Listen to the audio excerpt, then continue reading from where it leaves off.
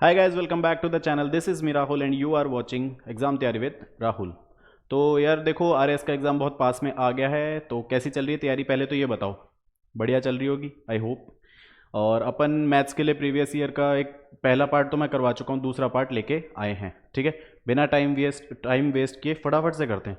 और देखो एक बात बता देता हूँ यार मैं, क्या ऐसा नहीं है कि इनको पीछे पड़े रहो करने के। अगर जो क्वेश्चन हो रहा है उसको एक दो बार कर लो, ठीक है, और नहीं हो रहा उस पर टाइम वेस्ट मत करो, क्योंकि अब नहीं है टाइम सीखने का। ठीक है, एग्जाम के बाद दोबारा ढंग से मैथ्स पढ़ाऊंगा मैं पूरी प्रॉपर, तब पढ़ लेना। ठीक है, जैसे कि इसमें probability one of the toughest chapters, तो मेरा मानना भाइयों वाली सलाह यही है कि आप लोग उसको स्किप कर सकते हो। ठीक है, तो बाकी और आप देख लो जो जो हों इजीली और करने लायक होने लगे कि हाँ ये मैं कर सकता हूँ, याद रख सकता हूँ, कर लेना। ठीक है, बाकी हेल्पफुल पक्का होगा ये। ठीक है, चलो स्टार्ट करते हैं। तो सबसे पहला ही प्रोबेबिलिटी का है, परम्यूटेशन कॉम्बिनेशन का क्वेश्चन है। In a group of 6 girls and 4 boys 4 children are to be selected. एक ग्रुप है जिसमें 6 लड़कियां और 4 लड़के हैं। उस ग्रुप में से हमें 10 लोगों का ग्रुप है, उसमें से हमें 4 चिल्ड्रन सेलेक्ट करने हैं। ठीक है, in how many different ways they can be selected such that at least one girl should be there. उन 4 में से एक कंडीशन दे रखी है कि पहली बात तो कितने वेज में सेलेक्ट करना है ये बताना है, लेकिन इसमें एक कंडीशन क्या है कि उन 4 में से एक लड़की होनी ज़रूरी है। ठीक है, तो देखो सबसे पहले एक बात बताओ, आपको स्टार्टिंग में ही दे रखा है 6 लड़के, 6 लड़कियां और 4 लड़के। ठीक है, कंडीशन क्या दे रखी है भाई, एक लड़की होनी ज़रूरी है 4 में से। अगर 4 में से मैं क्या क्या कंडीशन हो सकती है, पहली कि एक लड़की और 3 लड़के। ठीक है, 2 लड़की 2 लड़के। ठीक है, 3 लड़की 1 लड़का। ठीक है, 4 लड़की और एक भी लड़का नहीं। ये कंडीशंस हो सकती हैं, या तो ये या ये या ये या ये। आई बात समझ में? ज़्यादा लोड देखो लेना है ही नहीं अपने को। बात करते हैं इसकी। देखो एक लड़की और 3 लड़के, तो और जहाँ पे आता है ना वहाँ हम करते हैं मल्टीप्लाई, और जहाँ पे या आता है ना और ओ आर इंग्लिश वाला और, वहाँ हम करते हैं एडिशन। ठीक है, अगर पहला केस अगर मैं लूँ तो एक लड़की चाहिए, लड़कियाँ टोटल है मेरे पास 6, 6 लड़की में से एक लड़की निकालनी है, तो अपन लिखेंगे 6C1, 6C1। मतलब कि 6 लड़कियां हैं, उनमें से एक लड़की, कोई भी एक ग्रुप है उसमें से कुछ निकालना है तो उसका NC जो निकालना है। जैसे 6 लड़कियां हैं तो 6C1, 1 मतलब एक लड़की निकालनी है।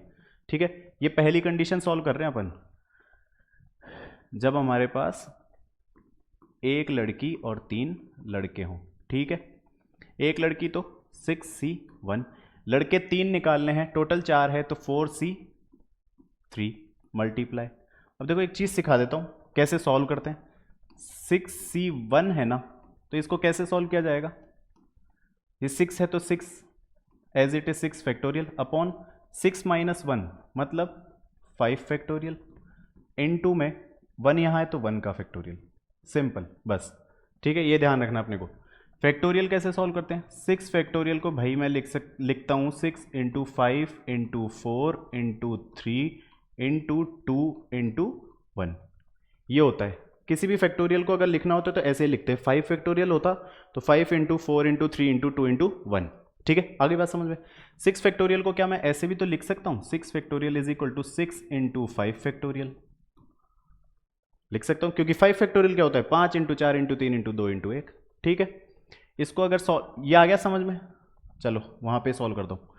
6C1 हुआ तो 6 फैक्टोरियल अपॉन में 6 माइनस 1 5 फैक्टोरियल इंटू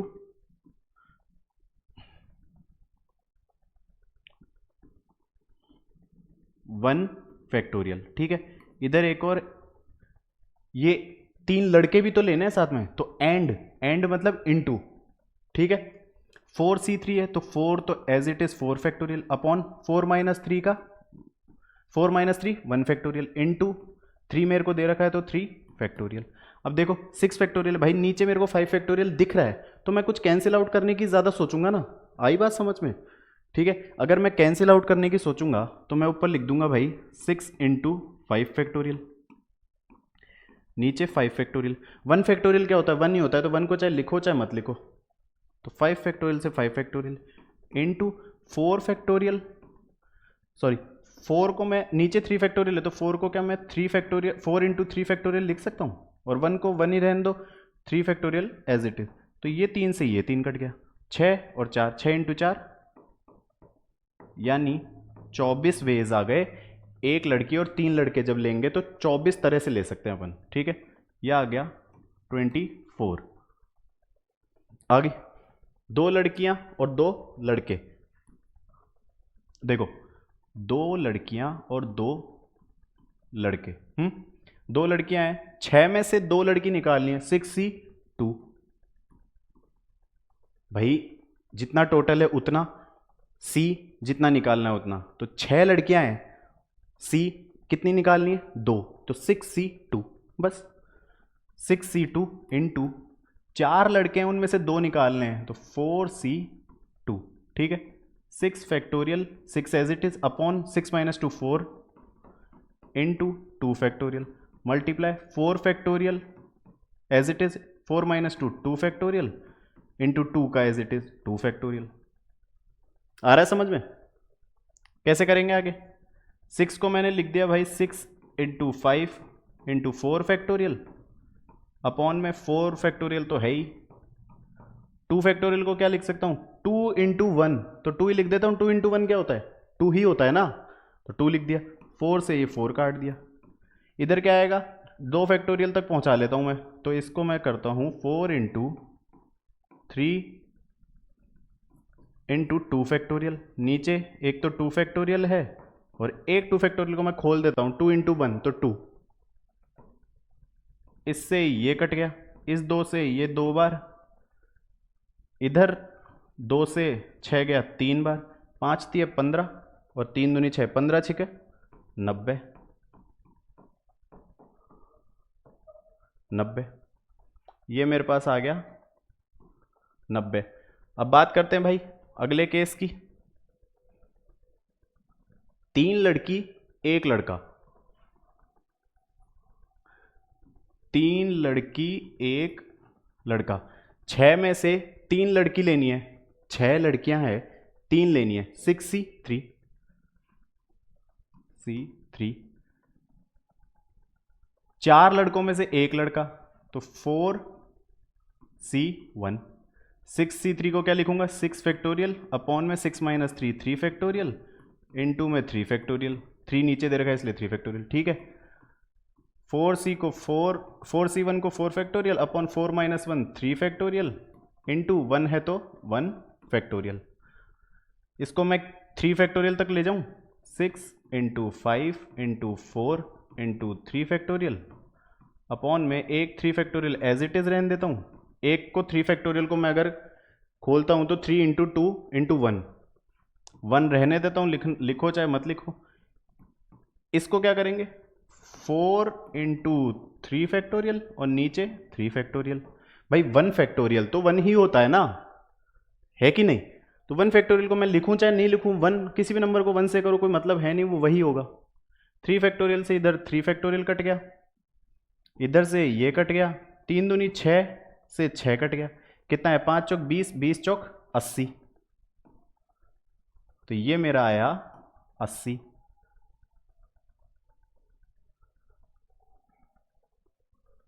कितना आया? 80, ठीक है। 4 लड़कियां, अब सिर्फ 4 गर्ल्स हैं, बॉयज एक भी नहीं है, तो बॉयज को मैं लूंगा ही नहीं, सीधी सी बात है। तो 4 गर्ल्स, ठीक है। 6 लड़कियों में से 4 निकालनी है, तो 6C4। क्या करूंगा इसको भाई? 6 तो है 6 फैक्टोरियल और 6 माइनस 4 2 फैक्टोरियल इंटू 4 फैक्टोरियल।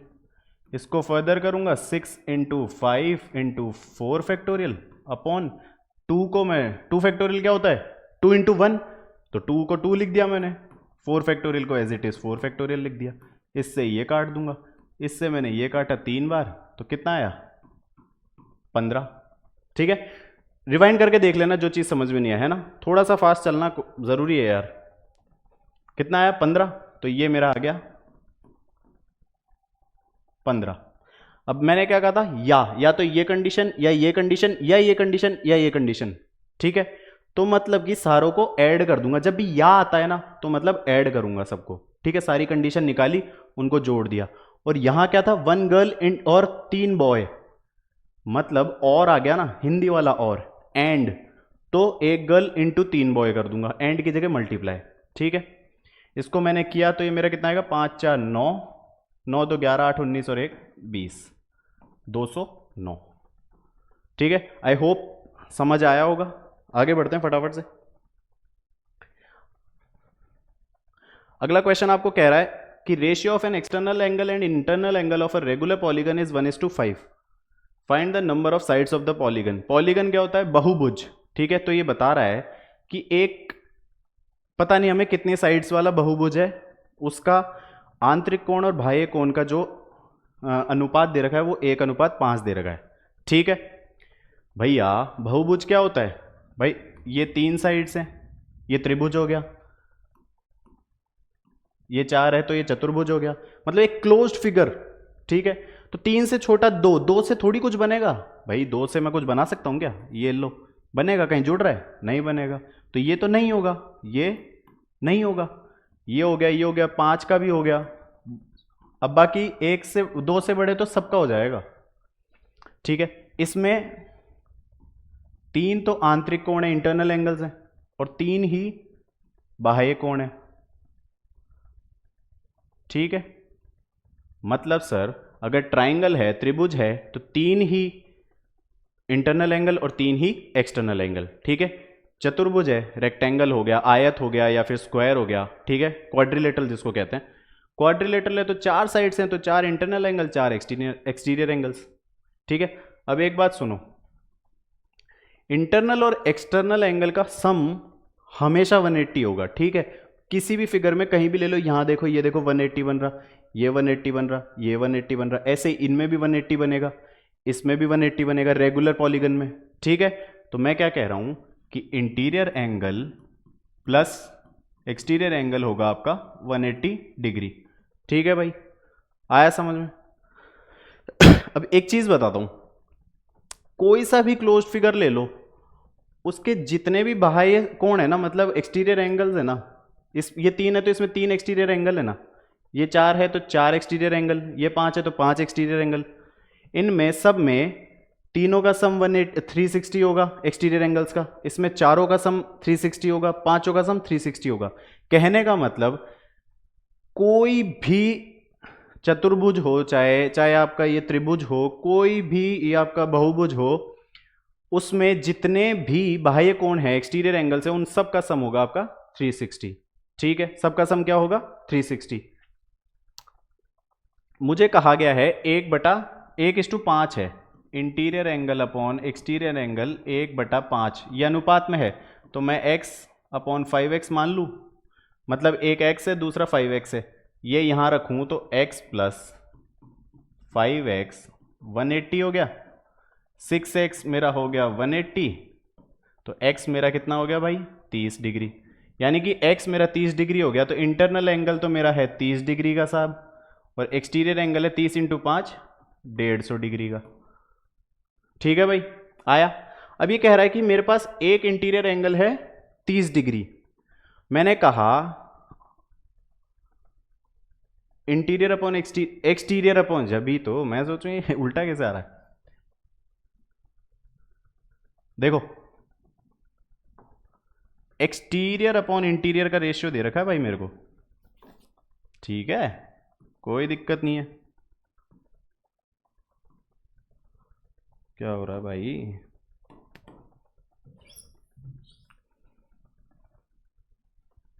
दोबारा बताता हूं, देखो कहा है एक्सटीरियर अपॉन इंटीरियर का सम, जो वो रेशियो जो दे रखा है 1:5 है, भाई कह रहा है ना the ratio of an external angle and internal angle of a regular polygon is 1:5, यानी कि बाह्य कोण बटा आंतरिक कोण, इनका अनुपात दे रखा है 1/5, अनुपात है ये, ठीक है। मैं x मान लेता हूं, x से मल्टीप्लाई कर देता हूं, तो मेरा कितना आ गया x/5x, ये एक्चुअल वैल्यू होगी इंटीरियर और एक्सटीरियर की, क्योंकि मैंने x मान लिया। एक इसमें पुट कर दूं अगर मैं, तो इंटीरियर एंगल है मेरा 5x प्लस एक्सटीरियर एंगल है x इक्वल टू 180 डिग्री। ठीक है साहब, 6x कितना हुआ 180 के बराबर, तो x कितना हुआ 30 डिग्री के बराबर। ठीक है, एक्सटीरियर एंगल मेरा क्या आ गया 30 डिग्री और इंटीरियर एंगल 150 डिग्री। मैंने क्या कहा कि सारे एक्सटीरियर एंगल्स का सम जो होता है वो होता है सर 360 के बराबर। तो मान लो कोई n साइड्स वाला है जिसका है 360 डिग्री सम होता है। ठीक है, n साइड का कोई एक पॉलीगन है, एक बहुभुज है जिसके बाह्य कोणों का सारों का सम कितना होता है 360। तो n साइड है तो 360, तो अगर इस n साइड वाले को, मतलब मान लो n साइड्स हैं 360 डिग्री है, तो एक का कितना होगा भाई 360 बटा n होगा कि नहीं होगा? सर मेरे को एक एंगल की वैल्यू तो मुझे दी हुई है 30 डिग्री, वो देखो, और 360 बटा n। ठीक है, तो यहां से n मेरा 360 बटा 30 हो गया ना, तो n कितना हो गया भाई, ये 0 से 0, इससे ये 12, यानी कि मेरे पास 12 भुजाओं वाला एक बहुभुज है। ठीक है, नंबर ऑफ साइड्स 12 आया समझ में? क्या कहा, जितने भी क्या बोलते हैं ये आपके एक्सटीरियर एंगल्स हैं उन सब का सम होगा 360।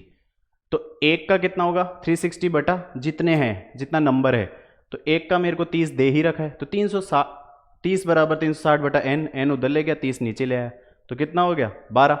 खत्म, आगे बढ़े फटाफट। Arithmetic mean of A B C is m/3 and 1/a + 1/b is equal to -1/c, then arithmetic mean of a square b square c square. Arithmetic mean क्या होता है? देखो, सिर्फ एवरेज निकालना आना चाहिए, वही अरिथमेटिक मीन होता है और कुछ भी नहीं होता। एवरेज क्या होता है? जितनी भी वैल्यूज दे रखी है उनको जोड़ दो बटा जितनी नंबर ऑफ वैल्यूज। ठीक है, 1 2 3 4 5, इनका एवरेज क्या होगा भाई 5 + 4 + 3 + 2 + 1 बटे में 5, क्योंकि 5 वैल्यूज है। ठीक है, एवरेज आ गया भाई। ए बी सी का एवरेज मेरे को दे रखा है भाई m/3, a + b + c बटा 3। ए बी सी का सम कर दिया मैंने बटा 3, क्योंकि 3 है ना, ए बी सी 3 है, बराबर में m/3। 3 से अगर 3 काटा तो मेरा a + b + c कितना है भाई m। ठीक है, यहां दे रखा है 1/a + 1/b is equal to -1/c। ये माइनस वाला इधर ले आऊं तो 1/a + 1/b + 1/c is equal to 0। इधर नीचे एलसीएम ले लूं तो a b c मेरा एलसीएम आ गया, a है ऊपर आ गया bc + ca + ab बराबर में ab बराबर में 0। ये इधर 0 से हो गया तो मेरा क्या वैल्यू आएगा भाई ab + bc + ca बराबर 0। ठीक है, पूछा क्या है a स्क्वायर b स्क्वायर और c स्क्वायर का मीन, तो a square + b square + c square by 3, ये मेरे से पूछा है भाई, यही तो पूछा है। एक बात बताओ, a square + b square + c square अगर मुझे मिल जाए तो मैं इसमें पुट करूंगा बटा 3 करूंगा, मेरा आंसर आ जाएगा। तो मुझे दिख रहा है कि सब a + b + c is equal to m, तो वो a + b + c is equal to m तो मैंने निकाल दिया, इधर ये मैंने 0 निकाल दिया। तो क्या मैं इसमें स्क्वायरिंग बोथ साइड्स कर दूं, दोनों तरफ स्क्वायर कर दूं, तो इधर मेरा हो गया भाई a + b + c का whole square is equal to m square. ठीक है, इसको मैं खोलूंगा तो a square + b square + c square + 2 times of ab + bc + ca, ठीक है, इज इक्वल टू में m स्क्वायर। ठीक है, तो मेरी a स्क्वायर, अगर मैं ये वाली 0 वाली वैल्यू इसमें पुट करूं तो ये तो पूरा 0 हो गया, तो मेरा क्या आ जाएगा a square + b square + c square की वैल्यू मेरी m स्क्वायर आ जाएगी। भाई ये वाली वैल्यू मैंने इसमें पुट कर दी तो 0 इंटू 2 0, तो ये बच गया बराबर ये हो गया, लिख दिया। ये एम स्क्वायर है तो यहां मैंने अगर पुट किया तो क्या आ गया, एम स्क्वायर बटा 3, एम स्क्वायर बटा 3। ठीक है, बहुत इजी है, सिर्फ कैलकुलेशन कर रहा हूं मैं और कुछ भी नहीं कर रहा। बेसिक मैंने बता दिया, एवरेज ही होता है अरिथमेटिक मीन। अगला क्वेश्चन, एक्स वाई जेड है, किसी काम को 9 दिन 18 दिन और 24 दिन में कर सकते हैं। ठीक है, they started working together but why and Z left after 3 days and 2 days before the completion of work.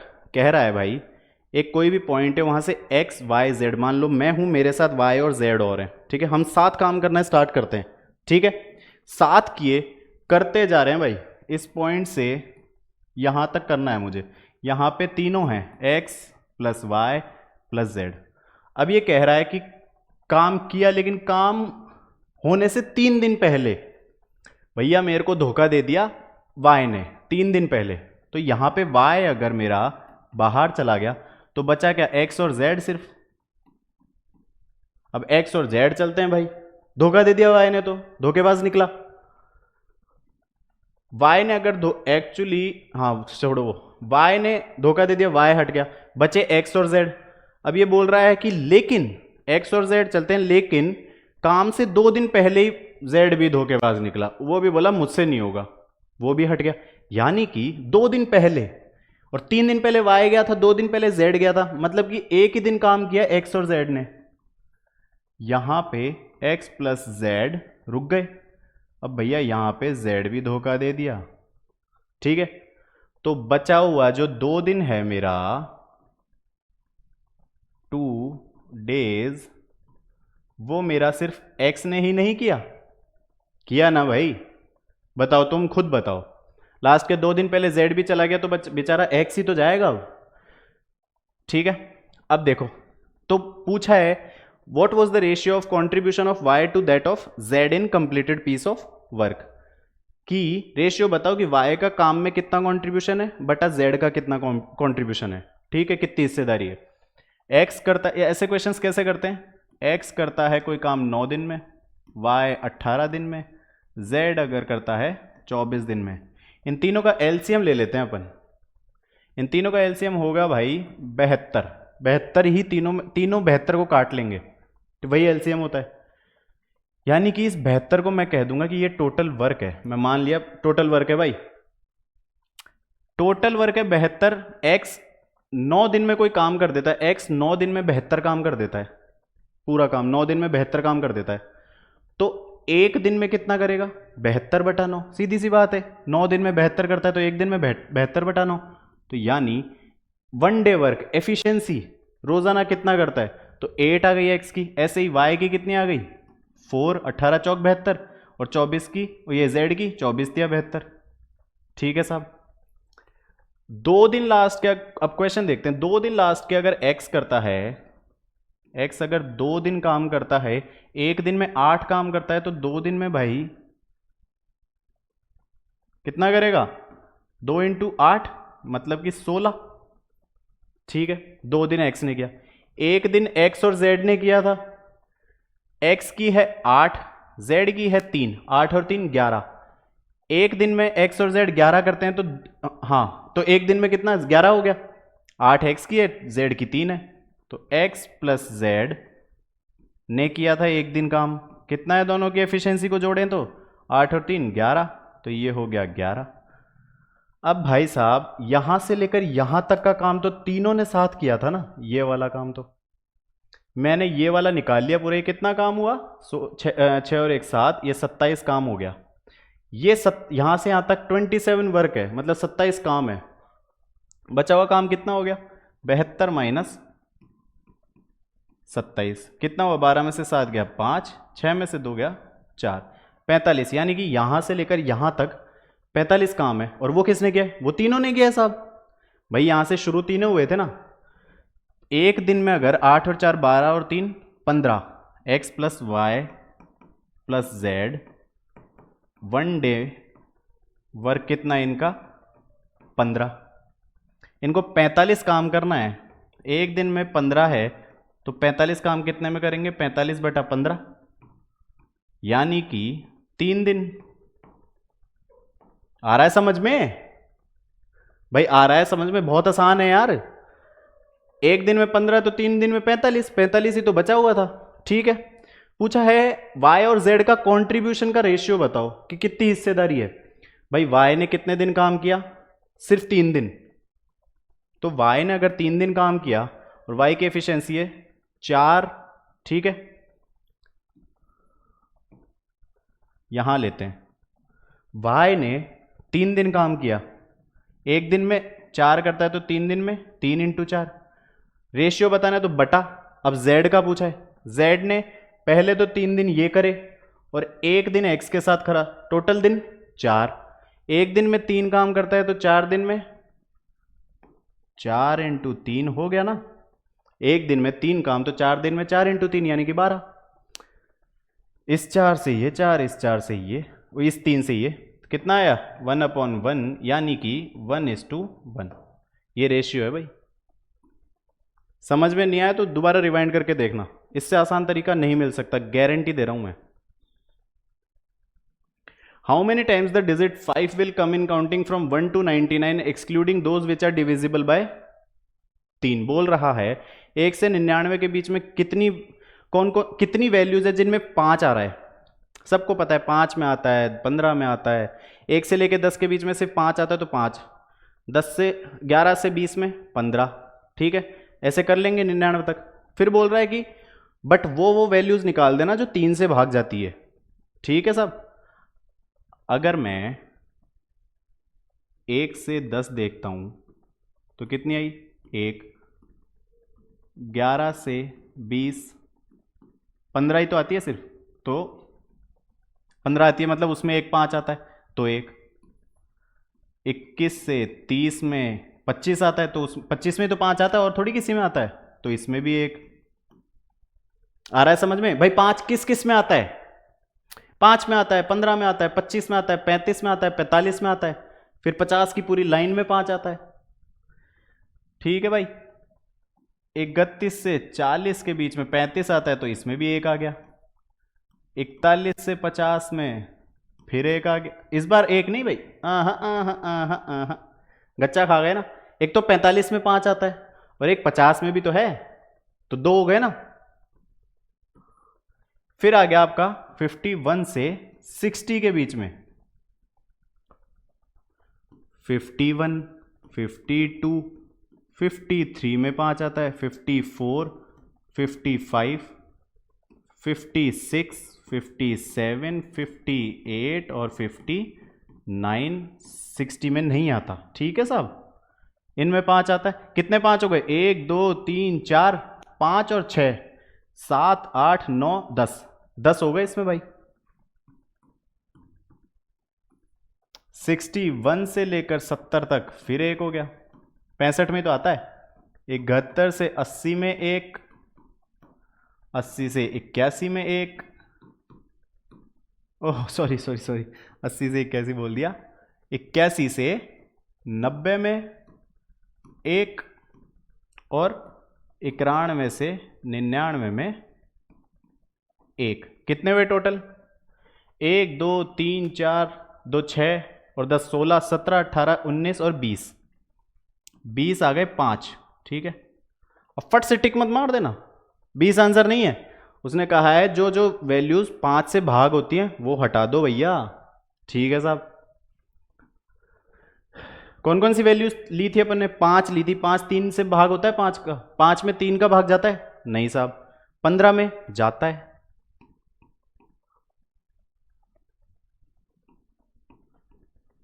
25 में नहीं, 35 में नहीं, 45 जाता है,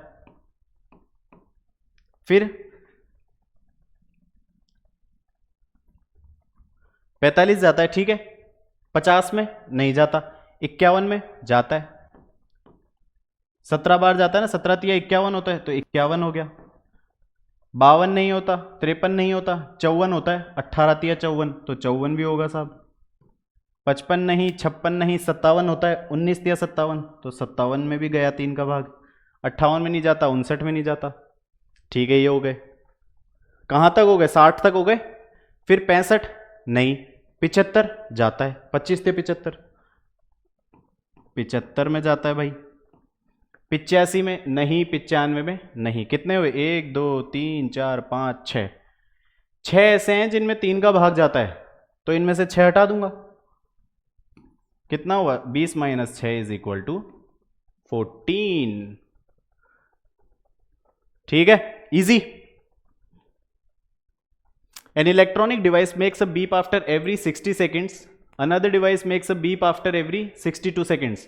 They beep together at 10 बजे सुबह के. The next time when they would beep together at the earliest one is, यानी कि एक बैल है, दूसरी बैल है, ये बैल हर 60 सेकंड में एक आवाज़ निकालती है टू, ये बैल हर 62 सेकंड में 62 सेकंड में आवाज़ निकालती है टू। ठीक है बोल रहा है कि ये मान लो यहाँ पे मेरे 10 बज रहे हैं, सपोज 10 बजे दोनों को मैं स्टार्ट करता हूँ। एक है मेरे पास जो 60 सेकंड में एक बार बजती है, एक है साहब मेरे पास जो 62 सेकंड में बजती है। ठीक है, तो बताओ कि ये दोनों एक साथ कब बजेगी। तो कोई अगर समझ पा रहा हो तो सीधा है भाई, अगर दोनों का आगे का वैल्यू निकालना है, बड़ा वैल्यू निकालना है, तो मतलब एलसीएम चाहिए मुझे भाई, एलसी तभी तो बजेगी दोनों एक साथ। एक चीज सिखाता हूं, जब भी एलसीएम एचसीएफ की बात होती है ना, तो कैसे हम, अगर हमें समझ नहीं आए तो कैसे हम एक ट्रिक लगाते हैं। कैसे, अगर छोटा वैल्यू निकालना होता है ना भैया, छोटा वैल्यू, तो आपका आता है एचसीएफ, और अगर बड़ा वैल्यू निकालना होता है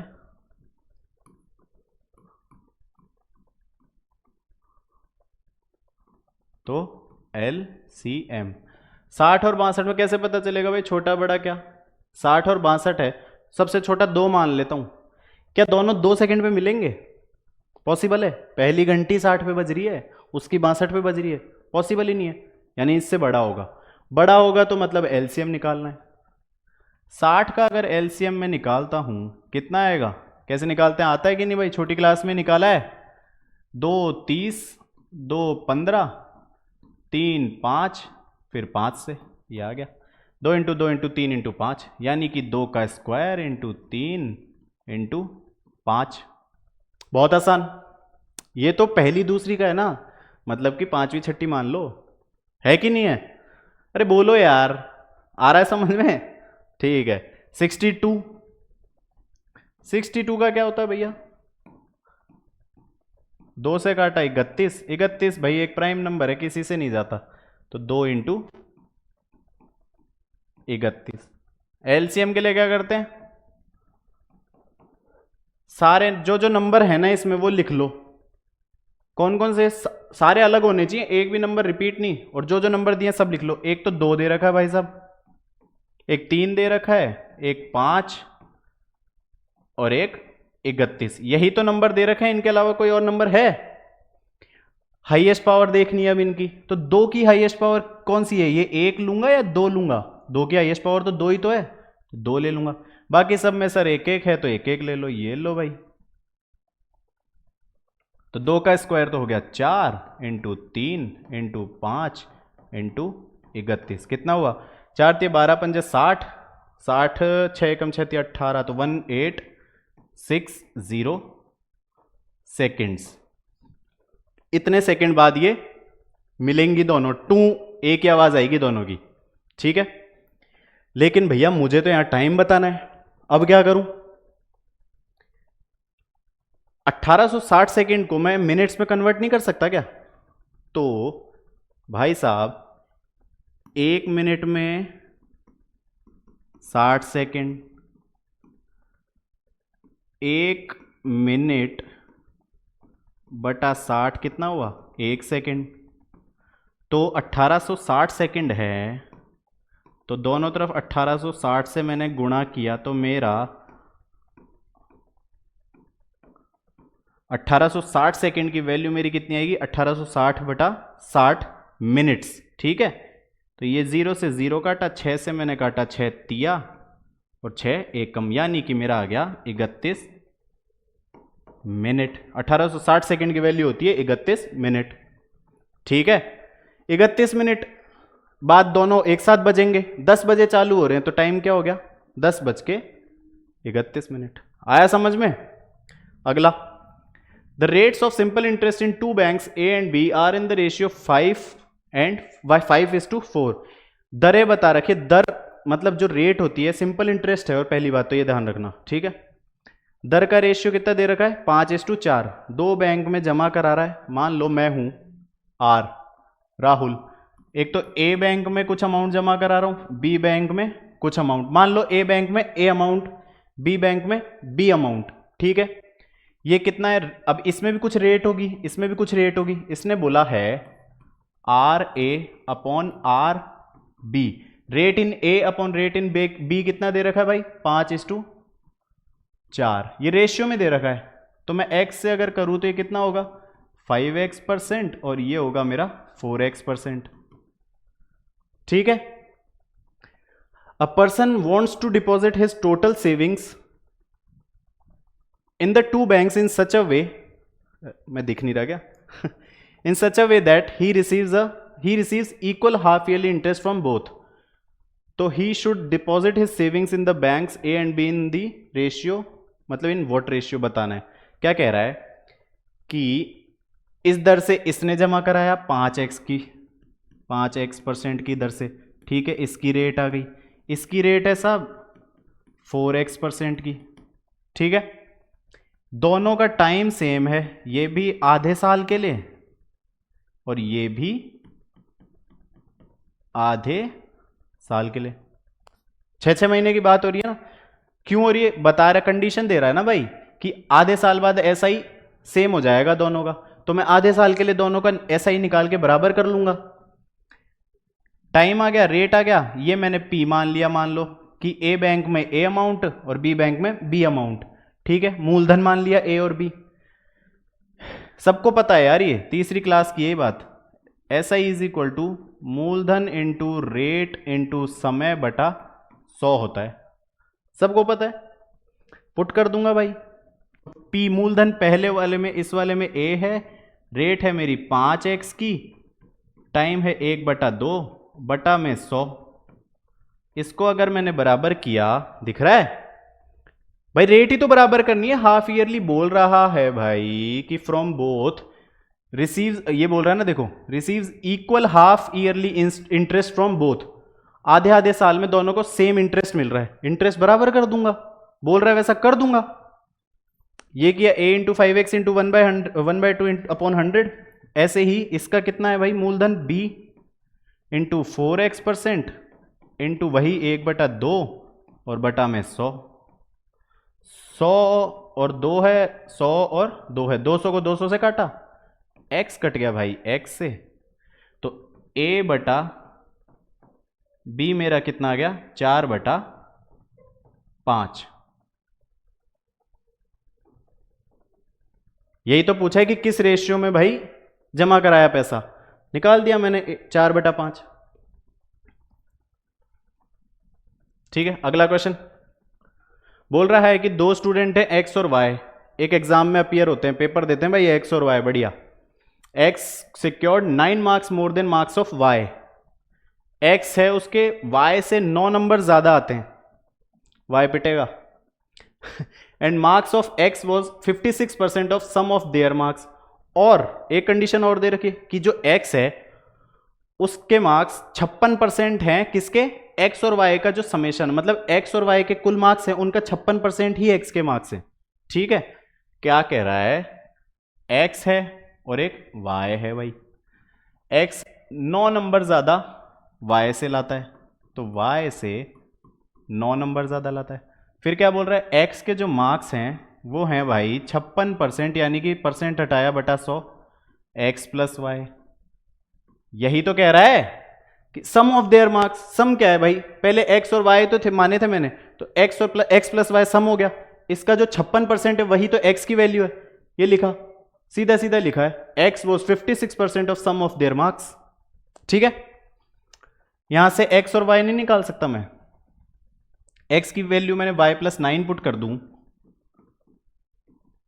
56/100, काटूंगा नहीं क्योंकि 100 से आसानी रहेगी मुझे, इंटू x प्लस वाई।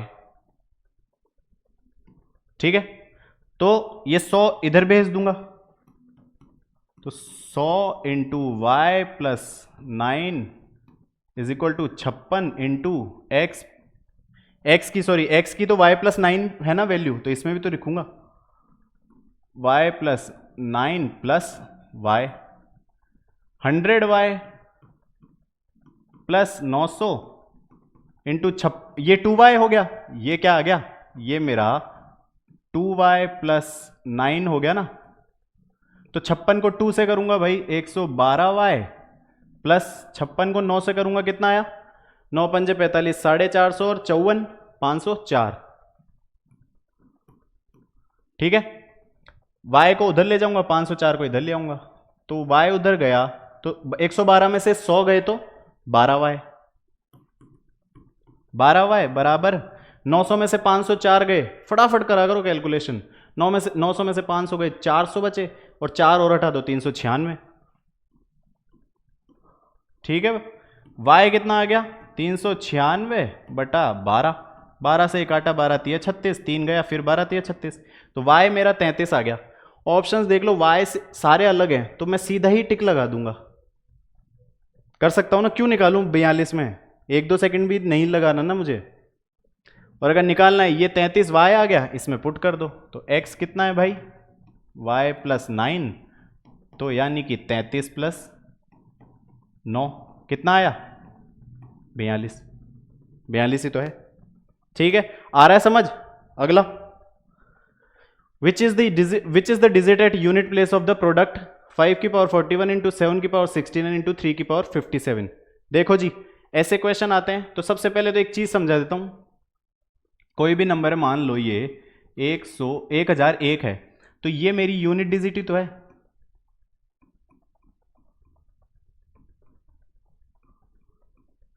है कि नहीं भाई। जो ये इकाई क्या बोलते हैं अपन, इकाई, दहाई, सैकड़ा, हजार, तो ये जो इकाई वाली वैल्यू होती है यही यूनिट डिजिट होती है। ठीक है, तो मुझे इन सबको गुणा करोगे तो मेरे को सिर्फ यूनिट डिजिट चाहिए, इकाई वाली वैल्यू चाहिए, तो मैं क्या मल्टीप्लाई करने बैठूंगा, कर लेना, पूरा जीवन बीत जाएगा तुम्हारा न जाने तुम्हारे कौन सी पीढ़ी वाले आरएस देंगे। तो कैसे निकालते हैं ऐसे क्वेश्चंस को, यूनिट डिजिट निकालना है अपने को। ठीक है, मैं लेता हूं सर सबसे पहले 5 की पावर 41। एक बात बताओ, 5 की पावर 1 5 होता है, 5 का स्क्वायर 25 होता है, 5 का क्यूब किया तो 25 में एक और 5 से गुणा कर दिया तो 25 पंजे 125, तो 125।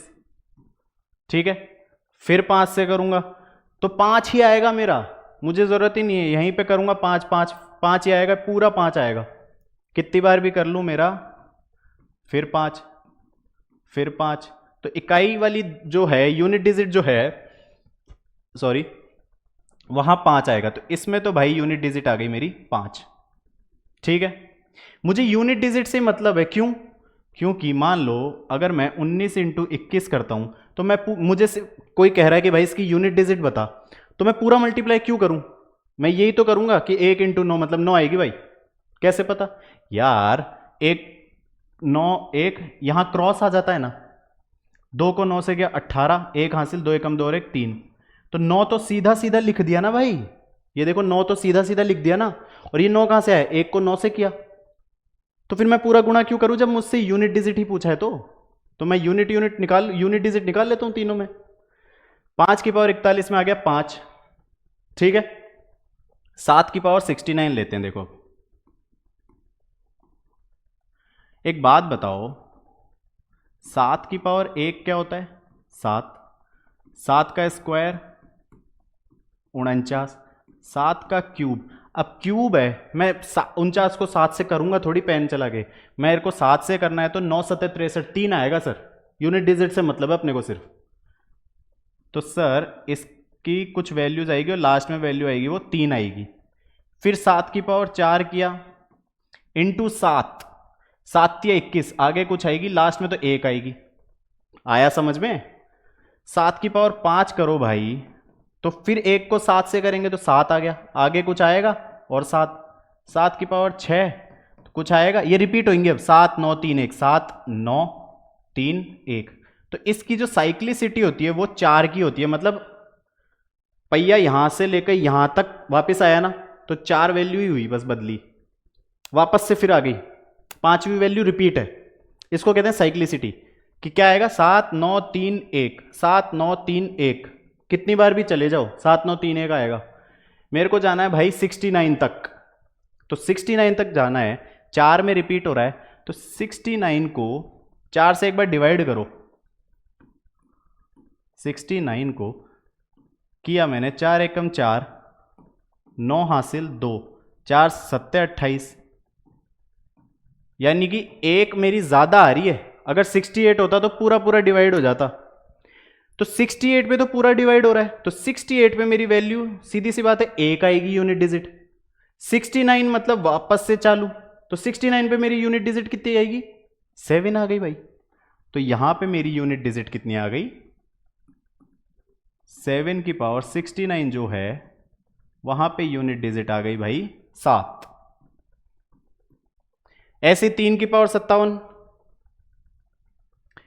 3 की पावर 1 कितना होता है भैया 3, 3 का स्क्वायर 9, 3 का क्यूब 27, 3 का 4 81, फिर 3 का 5 कुछ कुछ कुछ और 3 ही आएगी, 3 का 6 कुछ कुछ कुछ कुछ 9 ही आएगी, यानी कि 3 9 7 1, 3 9 7 1, 4 4 का फिर साइक्लिसिटी बन गई भाई। तो मतलब हर 4 वैल्यू, मतलब 4 तो सेम, फिर हर 5वीं वैल्यू जो पहली वैल्यू है वो आएगी। आया समझ में?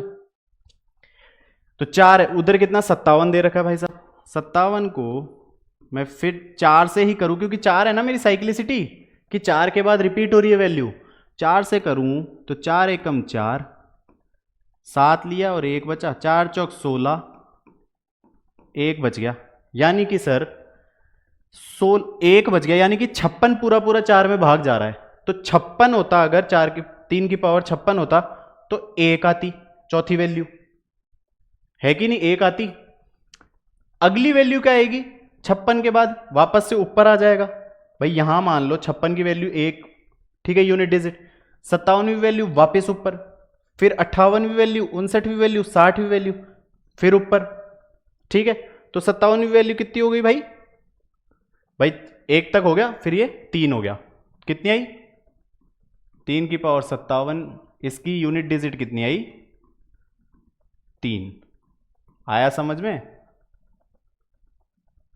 3 आ गई, ठीक है। यूनिट डिजिट को ही मल्टीप्लाई कर दिया, तो 7 या 21, इसमें 1 को 5 से तो 5, ठीक है। तो कुछ भी मल्टीप्लाई जो हुआ तो इसमें भी लास्ट की वैल्यू क्या आई 7 या 21, लास्ट की वैल्यू 1 को 5 से 5 आएगी, कुछ भी आए मेरे को कोई मतलब नहीं, यूनिट डिजिट मेरी 5 आ रही है, उससे मतलब है मुझे। आया समझ में? बहुत आसान है, दोबारा देखोगे ना अच्छे से क्लियर हो जाएगा। 5, बस। Next question, last question of the day. Difference between the CI मतलब चक्रवृद्धि ब्याज और सिंपल इंटरेस्ट यानी कि साधारण ब्याज, इनका जो मेरे को डिफरेंस 2 साल का वो दे रखा है 874 रुपए, रेट है आपकी 10%। पहली वीडियो में मैंने एक चीज सिखाई थी, और ये क्वेश्चन ऐसे टाइप का क्वेश्चन भाई 100% आएगा, लिख के ले लो। फिर से बता देता हूं, सीआई माइनस एसआई 2 साल के लिए अंतर है, ये डिफरेंस ये होता है आपका पी यानी कि मूलधन आर बटा 100 का होल स्क्वायर, और सीआई माइनस एसआई 3 साल का है अगर, तो वो होगा मूलधन पी इंटू आर बाय 100 का होल स्क्वायर, ये तो एज इट इज हो गए, और एक आर बटा 100 प्लस 3 जुड़ जाएगा, ठीक है। ये भाई साहब याद रखनी है, मोस्ट इंपॉर्टेंट है भाई, ये मैं कह रहा हूं ये आएगा, देखना तुम। 2 साल की बात हो रही है, डिफरेंस मुझे भाई, मैं ये फॉर्मूला ले लूंगा 2 साल वाला, तो मेरे को डिफरेंस कितना दे रखा है 874, मूलधन तो मुझे निकालना है, फाइंड द सम मतलब पी मुझे निकालना है, रेट दे रखी है भैया 10%, तो 10 बटा 100 का स्क्वायर, इस 0 से 0 काटा 874 बटा P इंटू 1/100, तो P कितना आया 874,000, मतलब 87,400। ठीक है, खत्म, गया, टाटा बाय बाय। ठीक है, तो आज के लिए इतना ही था। ये कुछ अच्छे अच्छे क्वेश्चंस हैं जो आपको ट्राई करने चाहिए डेफिनेटली, और जो जो नहीं हो ना ज़्यादा लोड नहीं लेनी, क्योंकि अब सीखने का टाइम नहीं है भाई, देख लो थोड़ा सा फ़ायदा मिल जाएगा। ठीक है, ये क्वेश्चन तो छोड़ना ही मत, इसको साले को रट लेना तुम, ये पक्का आएगा ऐसे टाइप का डिफरेंस वाला। ठीक है, तब तक के लिए ध्यान रखो और रिवीजन करते रहो धड़ाधड़ धड़ाधड़। ठीक है, तब तक के लिए बाय, ध्यान रखना अपना।